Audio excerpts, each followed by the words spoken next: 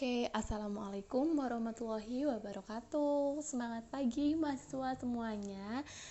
Salam kenal ya karena kita belum pernah ketemu sebelumnya. Nama saya Desti Putri Hanifah. Kalian bisa memanggil saya Bu Desti. Saya domisili di Semayu, Silomerto.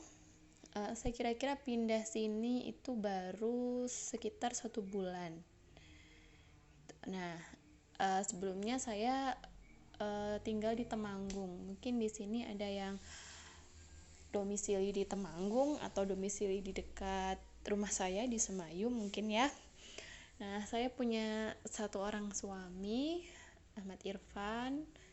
Kemudian 1 anak balita namanya Alula Sain Nasira, berumur 2,5 tahun.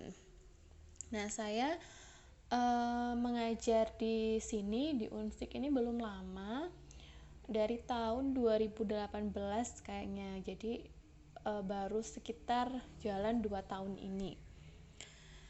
Dan untuk bidang ketertarikan saya tertarik di bidang literasi, terutama literasi baca tulis dan sains. Untuk hobinya saya membaca dan menulisnya terutama menulis cerita anak. Bagi mahasiswa yang mungkin punya ketertarikan yang sama dengan saya atau hobi menulis karya ilmiah atau sejenisnya yang hubungannya dengan karya tulis, kalian bisa mengajak saya untuk istilahnya kolaborasi, atau kalian konsultasi ke saya seputar kegiatan tulis menulis juga boleh gitu. Kemudian untuk pendidikan, saya lulusan UNES PGSD, lebih tepatnya jurusannya PGSD tahun 2010 dan melanjutkan pasca sarjana Dikdas UNES atau Pendidikan Dasar UNES tahun 2014. Jadi saya di UNES itu ya hampir 6 tahun saya di UNES gitu. Dan untuk aktivitas luar kampus, saya sebagai penulis cerita anak, meski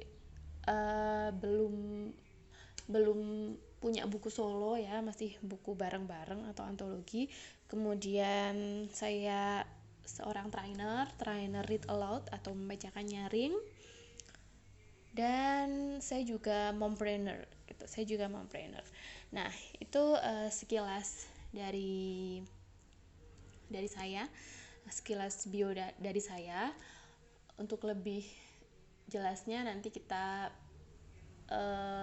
perkenalan seiring dengan berjalannya waktu gitu. Biasanya kesan pertama mahasiswa kepada saya itu, kesan pertamanya galak biasanya kayak gitu. Dulu adik kelas saya pun mengatakan bahwa saya itu galak awal-awal gitu. Dan nanti seiring berjalannya waktu biasanya pandangan itu agak berubah, agak sedikit bergeser. Kalau kalian mau tahu saya itu seperti apa, kemudian perkuliahan saya gimana, kalian bisa tanya ke kelas kalian sebelumnya saya itu gimana gitu.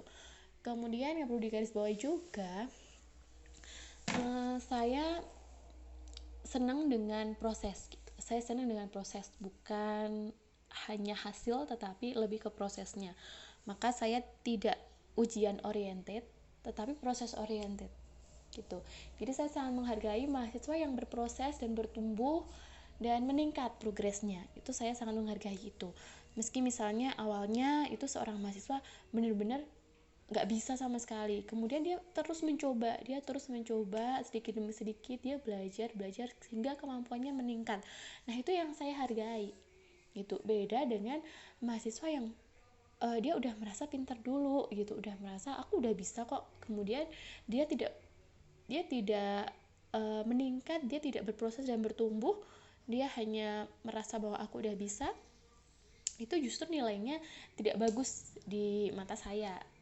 Seperti itu. Jadi untuk mahasiswa yang merasa bahwa aku ini nggak bisa, kalau belajar susah, itu kalian ini dia tunjukkan ke saya bahwa saya itu mau berusaha.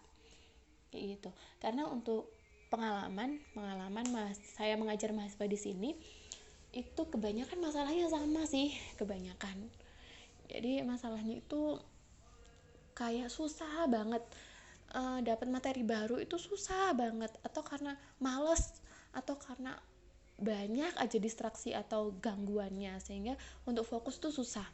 Biasanya masalahnya seperti itu.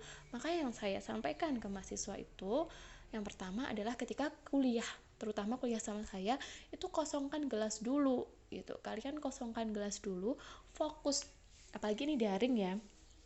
Ketika luring atau tatap muka aja, belum tentu kalian itu paham gitu dengan apa yang saya sampaikan. Apalagi daring, dimana kalian tidak ketemu saya, tidak tahu ekspresi saya, tidak tahu gerak-gerik saya, ya hanya cuma lewat suara. Nah itu maka yang harus kalian lakukan adalah ketika kuliah saya itu fokus saat itu gitu. Di 2 SKS ini fokuslah dulu supaya kalian bisa paham apa yang saya katakan, apa yang saya sampaikan, kayak gitu. Kemudian untuk tugasnya itu sudah saya sampaikan di uh, silabus atau rencana pelaksanaan selama 1 semester. Itu di situ udah ada berapa tugas, itu sudah ada agak banyak memang untuk mata kuliah perencanaan pembelajaran, karena ini agak rigid atau agak detail gitu. Maka tugasnya itu juga saya tugas sedikit demi sedikit tetapi agak banyak, karena kalau untuk membuat RPP atau rencana pelaksanaan pembelajaran, kalau langsung aja memberikan tugas langsung brek kalian bikin RPP, itu hasilnya nggak oke gitu, kalian nggak benar-benar paham. Maka saya membuat tugas itu sedikit demi sedikit, nanti endingnya kalian bisa membuat sebuah RPP dengan bagus kayak gitu. Dan itu berproses dari A sampai Z, itu kalian berproses sedikit demi sedikit. Itu pun yang saya lakukan di semester kelas kalian sebelumnya, itu justru setiap pertemuan ada tugas. Kalau sekarang saya udah perbaiki nih, nggak setiap pertemuan ada, kayak gitu. Kemudian kalau tipsnya, kalau kalian tuh mau bisa dalam belajar, itu pertama kalian harus seneng dulu. Faktor yang membuat kalian seneng itu sembarang, mau dimulai dari mana.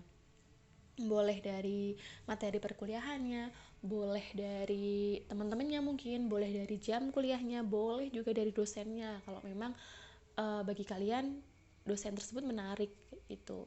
Nah kalian temukan nih apa yang kira-kira akan membuat kalian senang dengan mata kuliah perencanaan pembelajaran. Nah setelah kalian senang itu, maka apapun yang akan saya sampaikan itu akan bisa masuk dengan mudah di pikiran kalian gitu, karena endorfinnya bekerja seperti itu ya. Jadi kuncinya kalau mau belajar sama saya itu seneng dulu, kemudian berproses, terus yang aktif gitu biar saya kenal. Kalau saya kenal mah biasanya ini ya, kalau saya kenal ada unsur subjektif, saya akan lebih memperhatikan X, Y, Z anak-anak itu yang saya kenal gitu. Maka sering-seringlah berpartisipasi aktif. Dan karena ini daring, maka saya hanya bisa melihat keaktifan kalian ya selama kalian sering chat, kalian sering komen, atau kalian konsultasi masalah kalian. Itu lumayan bisa membuat saya mengenal kalian kayak gitu.